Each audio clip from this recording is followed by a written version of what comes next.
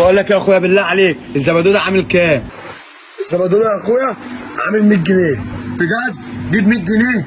طب ثانية واحدة اجيب كل اللي في التلاجة ده رخيص قوي. اتفضل يا اخويا، انا خدت كل اللي في التلاجة، حطولي في شنطة بقى. ايه ده يا عم؟ ده انت تخلص الثلاجه. 1 2 3 4 5 6 ده كده 600 جنيه.